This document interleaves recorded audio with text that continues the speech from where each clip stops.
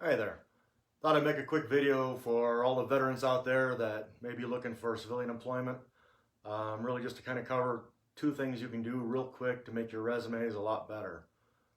Me personally, I transitioned from military to civilian twice. I've hired a lot of veterans. I've coached veterans on job hunting, and I've seen a lot of veteran resumes. And we all keep making the same mistakes, really, that I keep seeing over and over again. And I get it. We never did it before, right? We never wrote a resume. We've got Transition Assistance Center. Bless their hearts for what they do, but I still keep seeing the same mistakes over and over again.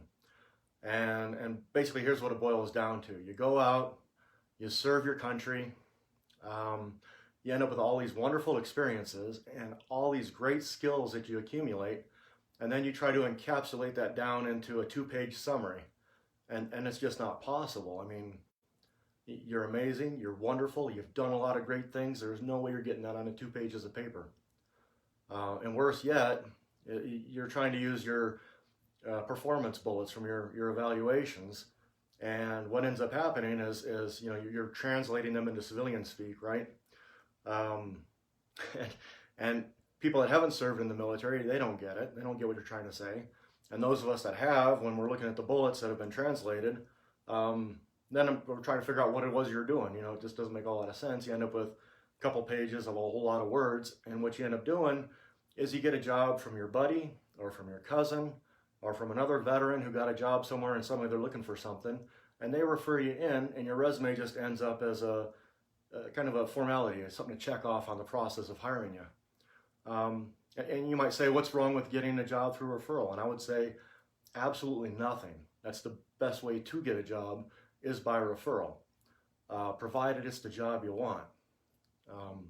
If you're settling, or if you're thinking about settling, then the question I have is, why not use your resume to get the job you want? And it's really not that hard. There's only two things you really got to do.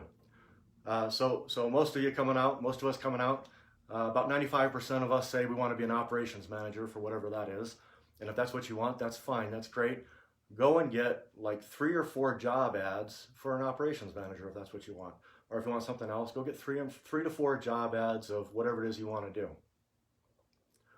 And then here's the hardest part of this whole process: read them. Don't just scan them, but go from the top and start reading your way down.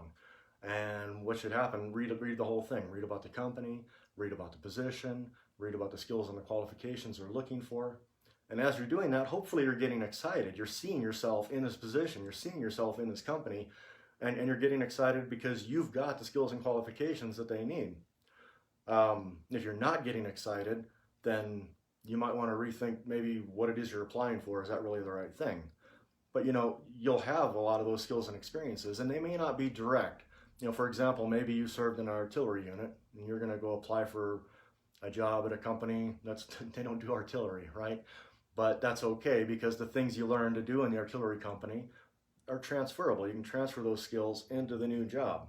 So as they're saying, I need this skill or this qualification, you're getting excited and saying, yes, I've done that. So check those off. Each one of those skills and qualifications that you have, put a little check mark by it and keep reading and go through all the job ads. That's step one. Get your job ads, read them, and check off all the skills and qualifications you have for that job. And then step two, this really makes your writing your resume a lot easier, and in my opinion, a lot more fun. You're going to basically write to the things they asked. In that job ad, they told you all the things they want to see, so you're going to write specifically to those, and you're going to write about the skills and qualifications that you have, that you're excited about, that you can use for their company. And what you're going to do is you're going to make impact statements. If you were to put on your resume something like, I generated $2 million of revenue for my last company, that's interesting. That's an impact. I want to hear more about how you did that, and more importantly, can you do that for me, right? Now, coming out of the military, not a whole lot of chance for generating revenue, right? The military doesn't really generate revenue, but you got a lot of other things you did. You had operational successes.